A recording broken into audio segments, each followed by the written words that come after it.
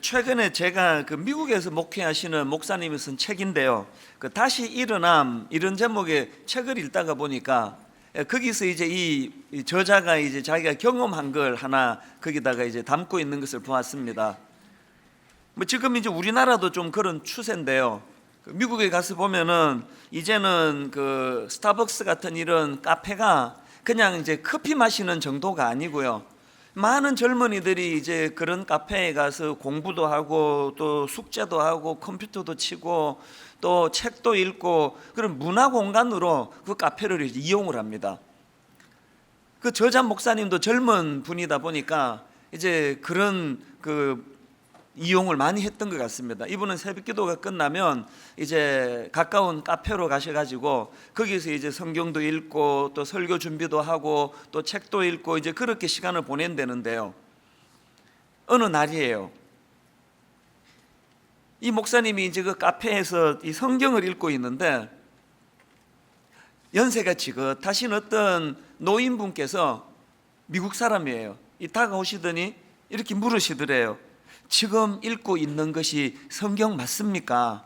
그래서 이 목사님이 그렇다고 말씀을 드리니까 갑자기 이 어른이 눈물이 그렁그렁해지더니 이 성경 읽고 있던 목사님 손을 꽉 잡으면서 고맙습니다, 고맙습니다 그렇게 인사를 연발하시더래요. 그러면서 그 손에다가 뭘 하나 이렇게 꼭 지워 주시는데요. 이제 노인분께서 가시고 난 다음에 이 목사님이 보니까 거기에 100불짜리 지폐를 손에 쥐어 주신 거예요.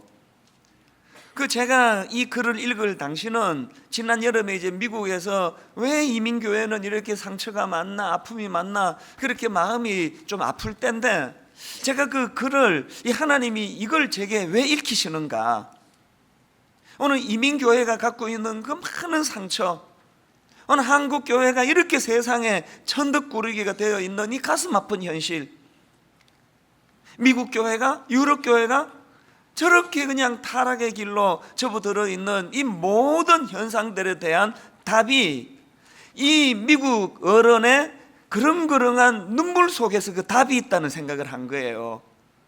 얼마나 성경 읽는 사람을 그 어른이 못 봤으면 세상에 그 카페에서 성경 읽고 있는 그 젊은 동양 목사님을 보고 목사인지도 모를 거 아닙니까? 그렇게 가슴이 뜨거워가지고 100불짜리 지폐를 손에 쥐어주는 그 어른의 심정, 이게 오늘 우리를 향하신 하나님의 마음 아닐까요? 저는 지금 3주에 걸쳐서 로마서 3장 1절부터 8절까지 해서 바울이 디아트립의 수사법을 사용해서 유대인들이 제기할 수 있는 항변성 가상질문 3가지를 이제 하나하나 살펴보고 있는데 오늘은 그 마지막 시간이에요. 오늘 본문 로마서 3장 1절 2절 두 구절 속에 있는 이 첫 번째 가상질문과 그에 대한 바울의 대답을 가지고 이제 한 포인트를 좀 살펴보려고 하는데요. 항변성 첫 번째 질문이 로마서 3장 1절에 나옵니다. 그런즉 유대인의 나음이 무엇이며 할례의 유익이 무엇이냐. 이게 무슨 의미인지는 지난번에 말씀드렸죠. 아니, 바울 당신이 로마서 2장에서 우리 유대인들의 문제점을 이렇게까지 신랄하게 꼬집고 지적하는데, 그렇다면은 우리 유대인들이 이방인들에 비해서 나은 것이 아무것도 없단 말입니까? 이런 항변성 질문을 던지니까 바울이 2절에서 이렇게 대답을 합니다. 범사에 많으니 우선은 그들이 하나님의 말씀을 맡았음이니라. 무슨 말입니까? 유대인들이 가진 특권이 많다. 유대인들이 가진 특권이 참 많은데 그 많은 특권들 중에서 이 말씀을 맡은 특권, 이것이 가장 소중한 것이다. 그렇게 대답을 하는 거예요. 로마서 9장 4절과 5절에 보면은 바울이 유대인들이 가진 특권들을 이렇게 쭉 열거를 합니다. 그들은 이스라엘 사람이라 그들에게는 양자됨과 영광과 언약들과 율법을 세우신 것과 예배와 약속들이 있고 조상들도 그들의 것이요 육신으로 하면 그리스도가 그들에게 나셨으니, 유대인들이 가지고 있는 많은 특권들이 있다는 것을 바울이 지금 기록을 하는 거 아닙니까? 그런데 오늘 본문 3장 2절에서 바울이 뭐라고 이야기합니까? 그 유대인들이 가졌던 수많은 여러 특권들 가운데 이 말씀을 맡은 것, 이게 가장 소중한 특권이라는 거예요. 저는 이 말씀 속에 바울의 그 마음의 행간을 읽어요. 너희들에게 이 소중한 말씀을 지키고 보관하고 이 말씀을 전수해 주는 놀라운 특권을 주었는데 이걸 소홀히 해서 이런 타락과 변질의 길로 나아간 거 아니냐, 그 바울의 마음이 거기에 담겨져 있다고 생각을 합니다. 그래서 저는 이 3장 2절 말씀을 읽는데요, 문득 그 출애굽기 20장 19절 말씀이 떠오르는 겁니다. 모세에게 이르되 당신이 우리에게 말씀하소서 우리가 들으리이다. 하나님이 우리에게 말씀하지 말게 하소서 우리가 죽을까 하나이다. 지금 무슨 의미인지 아시겠죠? 물론 이 말씀은 이스라엘 백성들이 하나님을 직접 대면하면 죽을지 모른다는 두려움에서 나온 말이지만요, 그러나 여러분, 이 말씀 속에 모세를 지나치게 의지하는 이스라엘 백성들의 그 심리 상태가 반영된 거 아닙니까? 모세, 당신이 말해달라. 우리는 직접 하나님 말씀을 우리는 그 대면하지 않기를 원한다. 이게 오늘 한국 교회가 갖고 있는 성도들의 가장 치명적인 약점이요, 오류라는 거 여러분 인정하십니까? 저는 그래서 출애굽기 20장 19절에 이 말씀을 읽는데요, 갑자기 이 질문이요, 아니 왜 모세는 끝까지 자기 지도자 역할을 감당하지 못하고 도중하차했을까? 성경 다 아시지만요, 이스라엘 백성들이 애굽을 탈출해가지고 홍해를 건너는 것으로 시작해가지고 그들의 목적지가 어디입니까? 가나안에 도달하는 것까지인데 출발부터 모세가 강력한 지도자로서 그들을 인도했는데 왜 하나님은 모세가 끝까지 그 역할을 감당하지 못하고 모압 땅에서 도중에서 그렇게 생명이 다해서 목숨을 잃도록, 그래서 그는 가나안으로 가지 못하도록 하셨을까? 뭐 신학적으로 많은 답변이 있지만요, 저는 아까 출애굽기 20장 19절에서 모세에게 이르되 당신이 우리에게 말씀하소서 우리가 들으리이다, 하나님이 우리에게 말씀하지 말게 하소서, 지나치게 모세를 의지하는 백성들의 태도 속에서 방금 드린 이 질문에 답을 저는 찾습니다. 하나님은 이스라엘 백성들이 하나님보다도 모세를 더 의지하고 하나님의 말씀을 귀히 여기지 않고 모세를 통해서 전해지는 말씀만 듣기를 원하는 지나친 인간 지도자를 의지하는 이것을 하나님은 기뻐하지 않으세요. 그래서 도중에 모세를 하차시키고 전혀 경험이 없는 젊은 여호수아가 그 일을 맡아 한다 하더라도 여호와 하나님이 계심으로 이 여정은 차질을 받지 않는다. 하나님의 일은 차질 받지 않는다. 이 메시지를 드리고 싶었던 거 아닐까요? 무슨 근거로 이런 말씀을 드릴 수 있는가 하면은, 제가 이 모세의 죽음 과정을 묘사한 신명기 34장을 곰곰이 살펴보니까요, 자, 신명기 34장 6절을 한번 보십시오. 벳부올 맞은편 모압 땅에 있는 골짜기에 장사되었고, 지금 모세를 두고 하는 이야기입니다. 그 다음 보세요. 오늘까지 그의 묻힌 곳을 아는 자가 없느니라. 이걸 여기 왜 기록했을까요? 그 다음 7절을 보세요. 모세가 죽을 때 나이 120세였으나 그의 눈이 흐리지 아니하였고 기력이 쇠하지 아니하였더라. 이거 왜 여기 기록했을까요? 모세가 이제 늙어가지고 더 이상 힘이 없어서 막 눈도 안 보이고 기력도 쇠하고 그래서 어쩔 수 없이 교체한 게 아니고, 여전히 모세는 눈도 흐리지 않고 기력도 쇠하지 않은 상태라는 걸 여기 왜 강조했을까요? 심지어는 신명기 34장 4절을 보십시오. 여호와께서 그에게 이르시되 이는 내가 아브라함과 이삭과 야곱에게 맹세하여 그의 후손에게 주리라 한 땅이라 내가 내 눈으로 보게 하였거니와, 그 다음 보세요. 너는 거리로 건너가지 못하리라 하시매. 철저한 하나님의 뜻과 계획하심 속에 이런 일이 일어났다는 거예요. 저는 이 말씀을 읽으면서 여러분께 부탁할 게 하나 있는데요, 여러분 저 오래 살고 싶거든요. 이해를 못하는 분이 계시는데요, 저게 무슨 뜬금없는 소리요. 저 모압 땅에서 그렇게 죽고 싶지 않아요. 또 뭐 이런 극단적인 조치는 하나님이 안 취하실지 모르지만 저는요, 분당 우리 교회에서 오래오래 목회하고 싶습니다. 여러분 저 도와주셔야 돼요. 그 어떻게 하면 제가 중간에 하차하지 않고 오래오래 목회할 수 있을까요? 여러분이 제 설교에만 자꾸 귀를 기울이고, 이찬수 목사요, 당신이 하나님을 설교로 통해 대언해 주시기 원해요. 우리는 하나님 말씀을 직접 듣는 걸 원하지 않아요. 여러분이 자꾸 인간 이찬수 목사, 담임 목사만 마음을 잡고 담고 저를 주목하면 하나님께서 너 안 되겠다, 너 이민 가야 되겠다, 이 목사 너 저기 어디 아프리카 어디로 가라. 저는 여러분 이 교회에 오래 있고 싶습니다. 그러기 위해서 여러분, 지금 한국 교회의 치명적인 문제가 뭐냐? 말씀을 손에 들지 않아요. 말씀에 관심이 없어요. 계속 그냥 인간 설교, 지금 인터넷의 설교 홍수가 이게 정말 위험한 거예요. 여러분 정말 부탁하는데요, 그 자꾸 그 유튜브 같은 데 가서 남의 교회 목사님들 설교 듣지 마세요. 제가 이렇게 이야기하면 또 속으로 아이고 그 지 설교만 들으라는 거 아니냐고. 그게 아니고요, 여러분 제가 부흥회 같은 데 가면은 어느 교회 가서든지 부탁합니다. 자꾸 그 이찬수 목사 설교 찾아 듣지 마시라고. 여러분 담임 목사님 말씀에 귀를 기울이시고 담임 목사 말씀을 듣고 나서 성경을 손에 드시라고. 성경을. 우리가 종교 개혁을 왜 했습니까?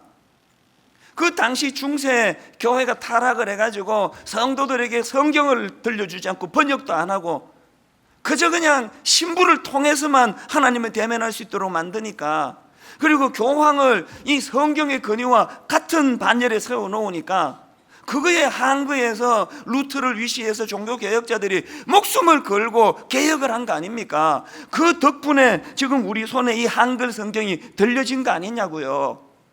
그런데 여러분 제가 뼈아픈 질문을 하나 던져볼까요? 그래서 종교개혁을 했는데 여러분 오늘날 우리 개신교 성도들이 천주교 신자들보다 성경을 더 많이 읽습니까? 그 제가 조사를 안 해봐서 통계는 모르는데요, 그 쉽게 답할 수 없을 것 같은데요. 성경 진짜 안 읽으시잖아요.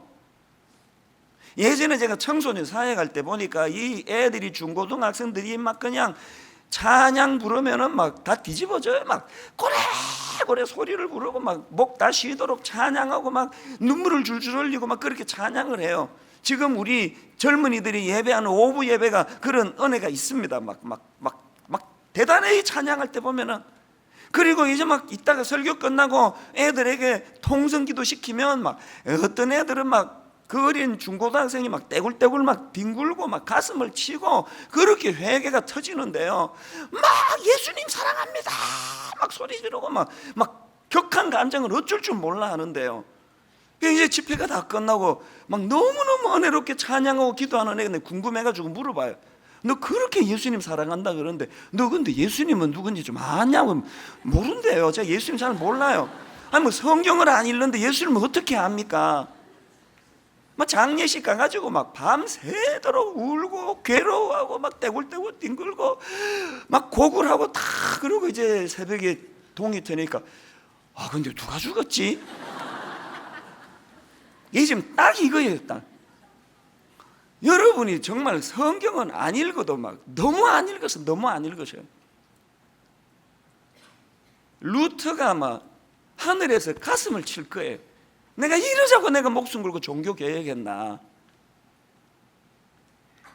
이제 딱 2주 뒤면은 우리 교회에서 담임 목사 재신임 투표가 있습니다. 저희 교회 오신 지 얼마 안 되시는 분이 모르시더라고요. 제 담임 목사 이찬수 목사가 이 교회 담임 목사로서 임기가 올 연말까지예요. 제 임기가. 그래서 이제 2주 뒤에 전 성도들을 대상으로 실무 투표를 해가지고 3분의 2 이상의 성도들이 이찬수 목사 7년 더 이제 임기를 우리가 허락해 주자. 그렇게 3분의 2가 찬성하시면 제 임기가 7년이 연장이 돼요. 매 7년마다 실무 투표를 하게 돼 있습니다. 여러분 우리 교단이 소속되어 있는 우리 교단에서는 저에게 또 모든 담임 목사님에게 만 70세까지 목회를 하도록 권한을 부여해 주셨는데 뭐하러 제가 이 쓸데없는 걸 해가지고 제가 자승자박을 하느냐고요. 왜 그렇게 해야 됩니까? 개척 초기에 담임 목사 7년 임기제를 하나님이 주신 이유는 그 7년 사이에 제가 헷가닥 해가지고 타락하고 변질하고 그러면 여러분이 날 내쫓아달라는 그 의지 아닙니까? 그리고 제가 뭐 특별하게 헷가닥하고 타락하고 변질이 안 돼도 성도들이 하나님은 안 쳐다보고 담임 목사만 자꾸 쳐다보면서 모세요, 당신이 말씀하소서, 우리는 하나님 말씀 직접 대면하는 거 원치 않습니다. 이런 일이 일어나면은 여러분이 날 좀 쫓아달라는 거 아닙니까? 이거 인기 투표 아니에요. 지난번 7년 전에 투표를 하고 뭐 몇 프로가 찬성을 했다고 7년을 허락해 주셨다고 주보에 냈더니 또 막 그게 또 그냥 막 이렇게 저렇게 또 회자가 되더라고요. 그래서 이제 2주 뒤에 투표하고 나면 몇 프로가 찬성했고 몇 프로가 반대했고 발표 안 할 예정이에요. 이거 인기 투표 아니에요. 여러분 모두가 다 정말 여러분의 담임 목사가 이 교회에서 오래 목회하도록 도와주셔야 되는데요, 그러면 인간 목사에게 주목하는 이거 줄여야 돼요. 그리고 성경을 손에 드셔야 돼요. 큐티 하셔야 돼요. 하나님 말씀을 묵상하셔야 됩니다. 오늘 이 시대가 말씀을 소홀히 해가지고 너무너무 많은 부작용이 일어나고 있는데요, 여러 부작용 중에서 뭐 시간이 없으니까 치명적인 2가지 부작용만 제가 말씀을 드리려고 하는데, 오늘 말씀을 소홀히 하다가 본문의 유대인들이 그렇게 타락하고 변질한 그걸 우리가 그대로 답습하고 있는데요, 여러분 오늘 우리가 말씀을 소홀히 해서 생긴 부작용 2가지 중 첫째, 기준이 없는 혼미한 세상이 되어버렸다는 겁니다. 제가 지지난주에 그 독수리와 관련한 예화를 드리지 않았습니까? 이제 독수리가 40살이 되면은 발톱을 스스로 뽑아내고 막 부리를 바위에 쪼고 해서 모두가 다 엄청나게 은혜를 받았는데, 지난주에 어떤 분이 이메일로 저한테 제보를 줬는데 그 모든 독수리 이야기가 다 엉터리래요. 그래서 몹시 당황했습니다.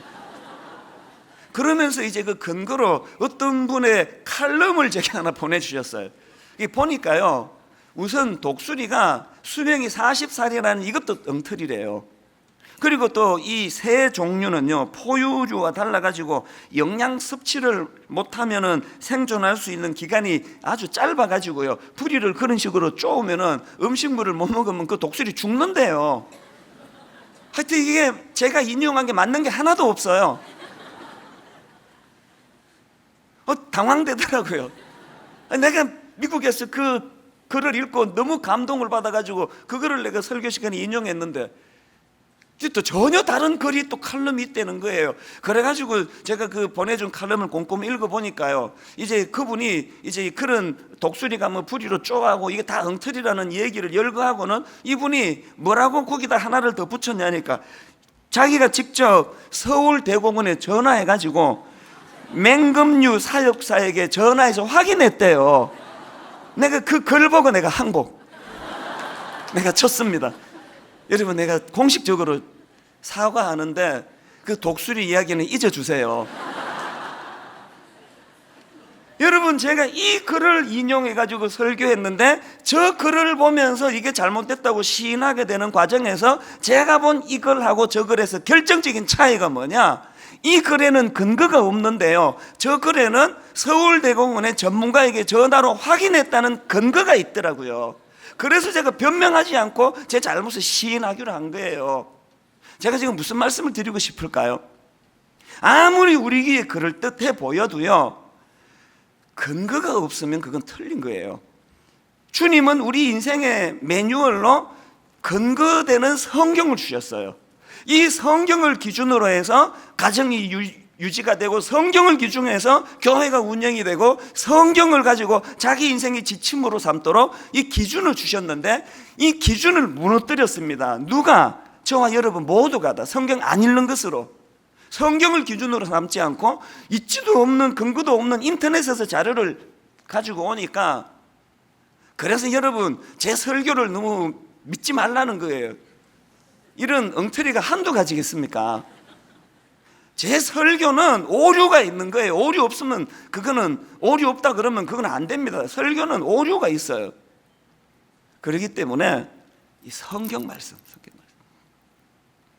지금 이 성경이 기준이 된다는 사실을 우리가 부정해버리고 성경은 안 읽으면서 이 시대에 나타나는 이 혼란과 혼미함을 한번 보십시오.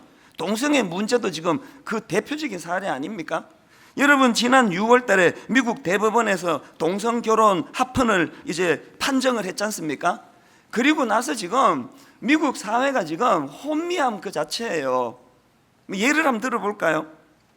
미국 대법원에서 동성결혼 합헌 판정 이후로 비슷한 요구들이 잇따른다고 하는데, 그 중에 하나가 여러분 그 아동 소아 성애자들 알죠? 아동 소아 성애자가 뭐냐 하면은 이 어린이들을 보면은 어린애들에게 이 성적 충동을 느끼고 어린애에게서 성적인 욕망을 느끼는 이 변태 성욕자들이요. 그들이 지금 뭘 요구하는가 하면은, 아니 동성연애가 성적 소수자의 그 취향인 것처럼 어린애를 보면은 성적인 충동이 느껴지는, 이게 우리의 소수지만 이게 우리의 성적 취향이다. 이걸 가지고 지금 이제 법을 만들어 달라고 요구를 하고 있다는 거예요. 이 기가 막힌 이야기 아닙니까? 무슨 근거로 이 사람들의 이야기를 거절할 수 있겠냐고요. 그리고 또 일부 다처제, 미국 유타주에서 최근에 연방지방법원에서요 무슨 판결을 내린지 아십니까? 일부 다처제를 주장하는 코디 브라운이라는 사람이 소송을 냈습니다. 요지가 뭘까요? 아니 남자끼리 사랑하는 게 그 개인 소수의 취향인 것처럼 나는 한 여자로 만족이 안 된다. 난 여러 여자와 동시에 사랑하는 취향을 가졌다. 이게 소수인데 이게 받아줘야 되지 않느냐. 소수긴 무슨 소수예요. 모든 남성들의 이건 공통점인데, 그래서 이제 이 일부 다처제를 이게 이제 성적 취향으로 받아달라 그랬는데, 놀라운 게 뭔지 아십니까? 여러분, 미국 유타주 연방지방법원에서 낸 판결을 들어보세요. 일부 다처제를 금지한 유타주의 법조항은 언론, 종교, 집회의 자유를 규정한 수정헌법 1조에 어긋난다. 그래서 일부 다처제를 금지하는 이 법을 무효를 결정했답니다. 이게 유타주에서 일어난 일이에요. 여러분, 이건요 독수리처럼 근거 없는 얘기가 아니고요, 내 자료 다 찾고 하는 이야기예요. 지금 여러분 그 정신 나간 남자 몇이서 술자리에서 그 헛소리 하고 있는 게 아니고요, 미국 지방 법원에서 정식으로 통과시킨 이야기예요. 이거 어떻게 하면 좋습니까? 여러분, 이런 일이 어떻게 일어나고 있죠? 기준이 없어진 거예요. 성경에서 하나님이 가정에 대한 기준을 주셨는데 그거를 하나 허물어뜨리니까 줄줄이 지금 혼미한 일들이 일어나는 거예요. 말 나온 김에 더 역겨운 이야기 하나만 더 해드릴까요? 최근에 태국에서 결혼식이 벌어졌는데요, 남자 3명이 결혼했답니다. 여자는 신부는 없고요, 남자 3명이 결혼했어요. 남자 2명이 결혼한 것까지는 우리나라에서도 했어요. 그런데 이 사람들의 주장이 뭘까요? 남자 2이도 결혼하는데 셋은 왜 못하냐. 그래서 남자 동성연애자 남자 3명이서 결혼식을 했대요. 그리고 혼인서약까지 했대요.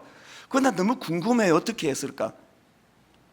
이 남자들을 죽을 때까지 사랑하노라, 그 복수로 표현해야 되는 거 아닙니까? 이거 어떻게 된, 지금 그냥 온 지구가 지금 어떻게 가고 있는지 모르겠습니다. 그래서 지금 저는요, 미국에서 동성결혼 합헌 대법원의 판결 나면서 이제 정신적으로는 미국 끝났다. 많은 지금 미국의 자식 키우는 부모들이 혼미한 상태에 빠졌어요. 이 교육을 어떻게 시켜야 돼요? 가정을 어떻게 설명을 해야 되고, 가치에 대해서 어떻게 설명해야 됩니까? 어떻게 하다 이렇게 됐을까요? 기준이 무너져 버렸어요. 기준이. 말씀을 안 읽은 우리들의 책임 아닙니까? 청교도로 시작한 저 미국이, 이게 남의 일이 아닌 게요, 오늘 여러분 가정은 지금 혼미하지 않습니까? 여러분 가정에 자녀 교육 문제 없습니까? 시편 119편 133절을 보십시오.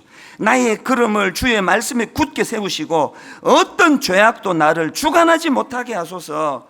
여러분, 나의 발걸음을 주의 말씀에 굳게 세워, 이 기준이 지금 무너진 거 아닙니까? 그래서 시편 119편 105절에 보니까 주의 말씀은 내 발의 등이요 내 길에 빛이니이다. 기준 대신 말씀이 내 인생을 비추는 길이라는데, 여러분 왜 이렇게 혼미한지 아시겠죠? 여러분 가정이 왜 이렇게 캄캄한지 아시겠죠? 여러분 개인이 이렇게 혼미한 이유를 아시겠습니까? 세상의 카페에서 성경 읽고 있는 그 동양 젊은이를 보고 그 미국 어른이 눈물이 그릉그릉하면서 100불짜리 달러를 손에 짚어주는 그 현실이 오늘 미국을, 그것도 영향을 받아가지고 오늘 대한민국이, 오늘 가정들이 이렇게 지금 혼미한 상태에 빠진 거 아닙니까? 보세요. 당신이 우리에게 말씀하소서. 우리 하나님 말씀 안 듣겠나이다. 오늘 여러분 교회가 이렇게 혼미한 이유가 여기에 있는 거 아닐까요? 그런가 하면 두 번째로, 우리가 말씀을 소홀히 하다가 겪게 되는 부작용이 하나 더 있는데 그게 뭐냐 하니까요, 이 말씀이 제공하는 삶 속에서의 능력을 경험하지 못하는 거예요. 여러분 이 세상은 영적 전쟁 중 아닙니까? 여러분 목회가 왜 이렇게 힘든지 아세요? 그리스도인으로 살아가는 게 왜 그렇게 어려운지 아십니까? 우리를 무너뜨리려는 악한 사단의 계획과 공격이 있어. 그래서 여러분, 사단은 이찬수 목사가 분당우리교회 담임 목사로 있을 때 제가 무너져 버리면, 제가 수치의 자리에 빠지면 얼마나 많은 사람들이 혼미하게 된다는 걸 아니까 얼마나 공격이 많겠습니까? 여러분이 제가 겪는 그 영적인 고뇌를 다 하신다면요, 여러분이 저를 진짜 불쌍하게 생각하실 거예요. 저 알고 보면 불쌍한 사람이에요. 혼미한 공격이 많아요. 외부에서 오는 공격은 그래도 견디기 쉬워요. 내 내면에서 많은 공격이 있습니다. 어떨 때 서울의 어느 교회에서 이제 말씀을 전해달라고, 부흥회를 인도해달라 그래서 이 차를 몰고 이제 쭉 가다가 보면은요, 사단이 저를 참소해요. 고소를 해요. 내 양심을 가지고 사단이 공격을 해요. 니까짓 게 그 강단이 어떤 강단이라고 설교한다고 네가 그럴 자격이 있냐?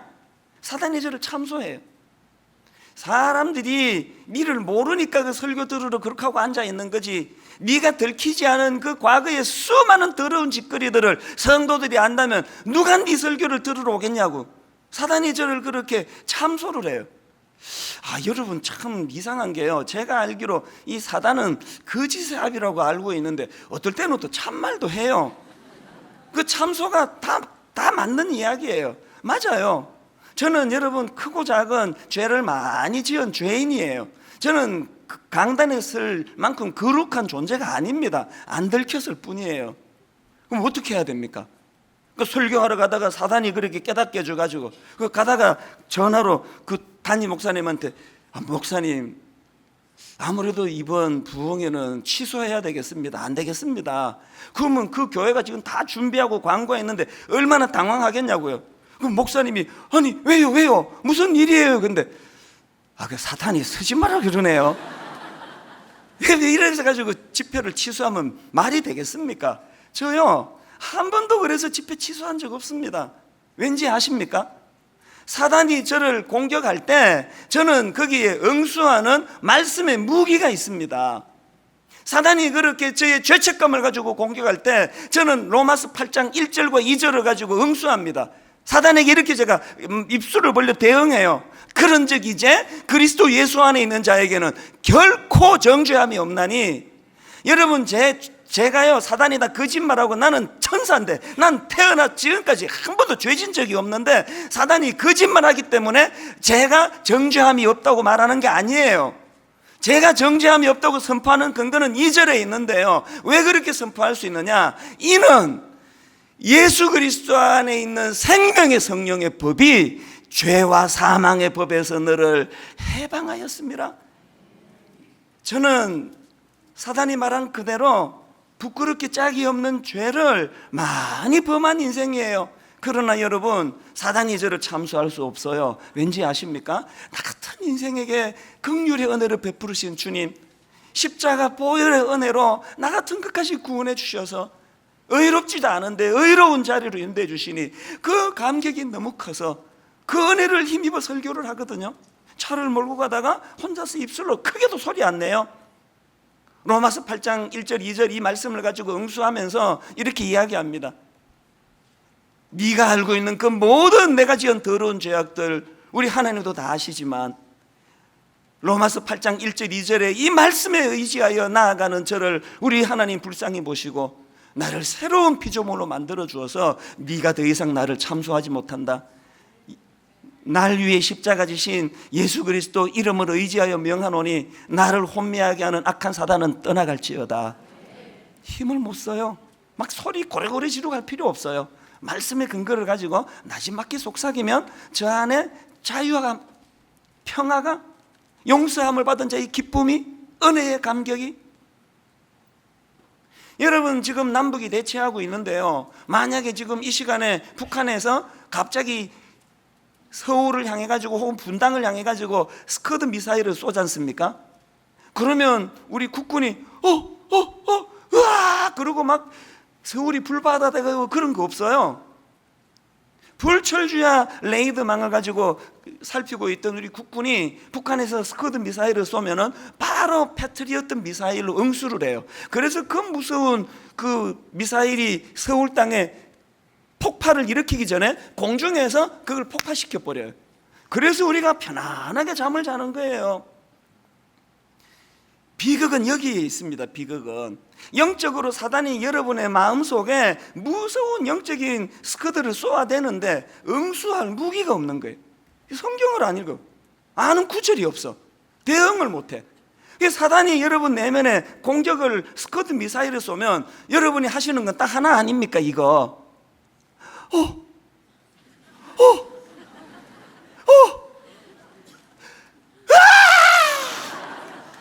그래가지고 마음이 초토화돼가지고 이불 뒤집어 쓰고 교회도 안 가고 죽고 싶다 그러고 우울하고 한 2주 석 주 그렇게 혼미하게 보내다가 이제 겨우 이제 아물 듯 말 듯 해가지고 이제 일어나 볼까 이제 그래도 힘을 얻어 교회 가볼까 그러면 사단이 가만히 있습니까? 일어나긴 뭘 일어나 그러고 또 스커트 미사일을 내면에 쏘아대면 여러분이 하시는 건 또 이거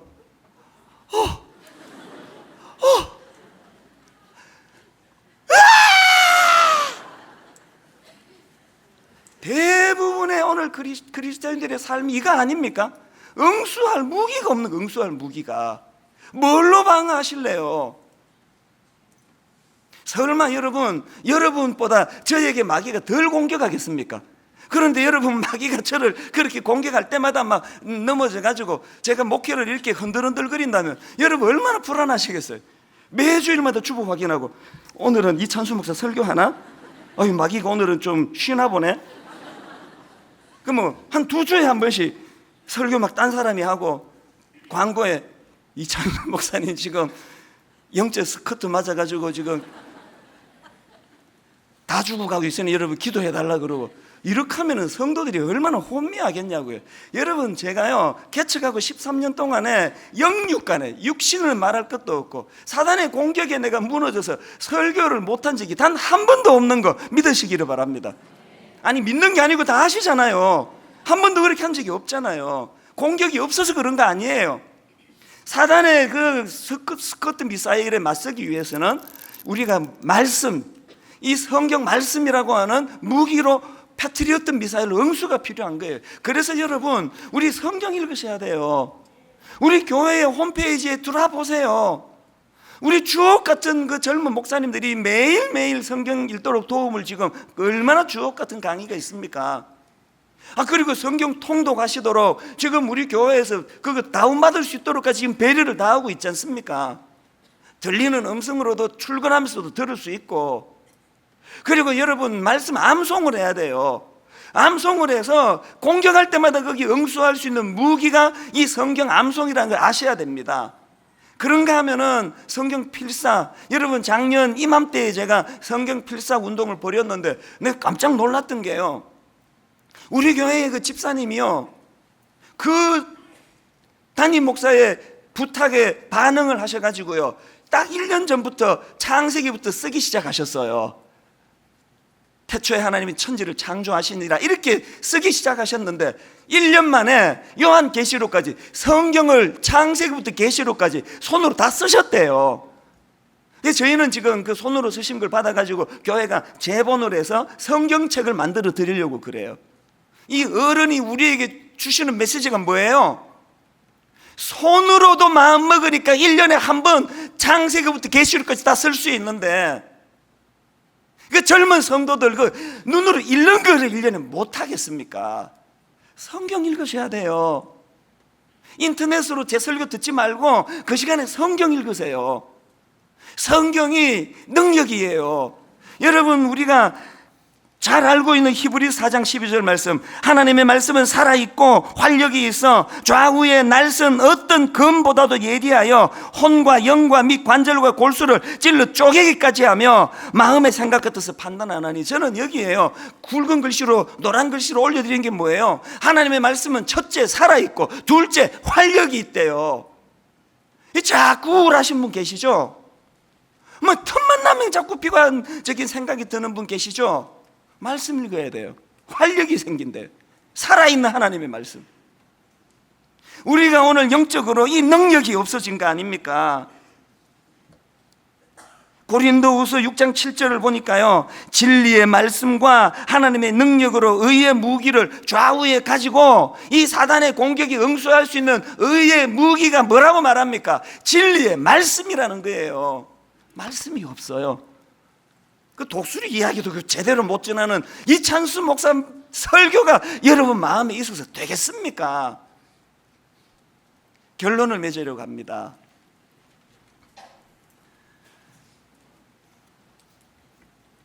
복음을 회복해야 돼요. 로마서 1장 16절에 이 복음을 회복해야 돼요. 이 복음을 회복하면 이 복음은 우리로 하여금 말씀의 소중함을 깨닫도록 인도해 주실 줄로 믿습니다. 자, 오늘 우리 말씀을 마음에 담으시면서 다시 한번 지난주에 불렀던 이 찬양, 전능하신 나의 주 하나님은 능치 못하실 일 전혀 없네. 주의 말씀 의지하여 깊은 곳에 그물 던져, 주의 말씀 의지하여 믿음으로 그물 던져 인생의 삶을 주님 앞으로 맡기며 나아갑니다. 이렇게 찬양하기 원합니다.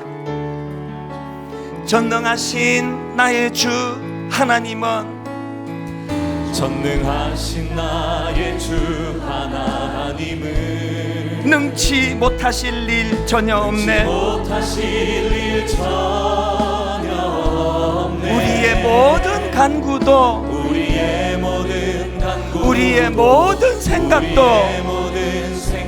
우리의 모든 꿈과 모든 소망도 신실하신 나의 주 하나님은 우리의 모든 괴로움 바꿀 수 있네. 불가능한 일 행하시고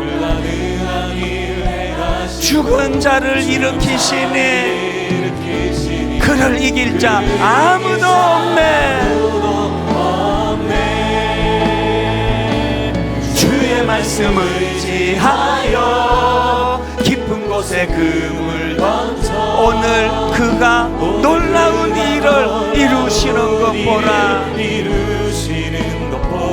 주의 말씀 의지하여 믿음으로 그물 던져 믿는 자에게 능치 못함 없네. 다시 한번 선포합니다.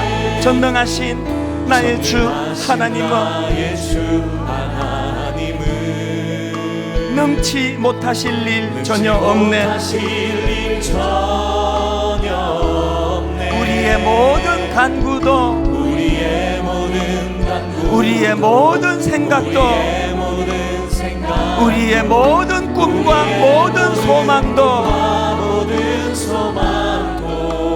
신실하신 나의 주 하나님은 우리의 모든 괴로움 바꿀 수 있네. 불가능한 일 행하시고 죽은 자를 일으키시니 그를 이길 자 아무도 없네. 여러분, 여러분이 믿게 선포하십시오.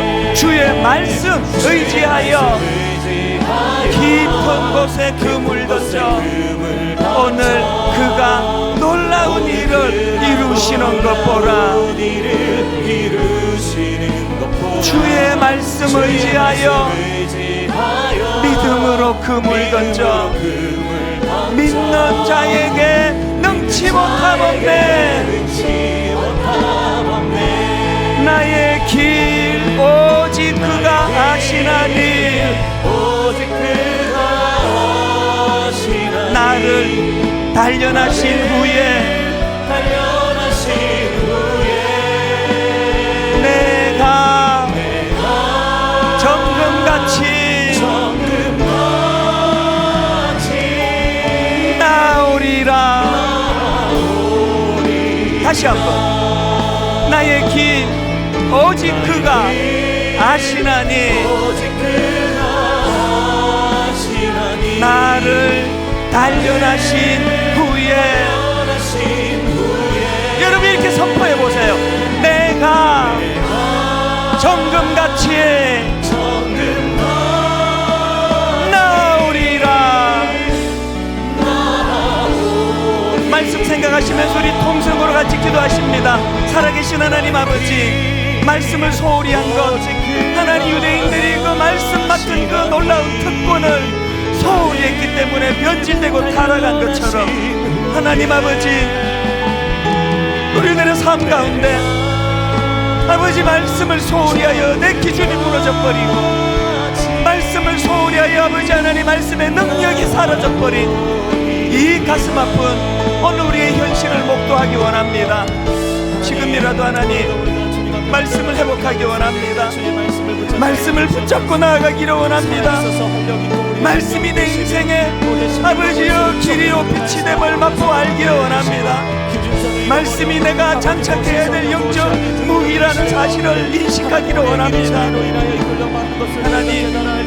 하나님 말씀을 붙잡고 성경을 하나님 은혜를 주시기 원합니다.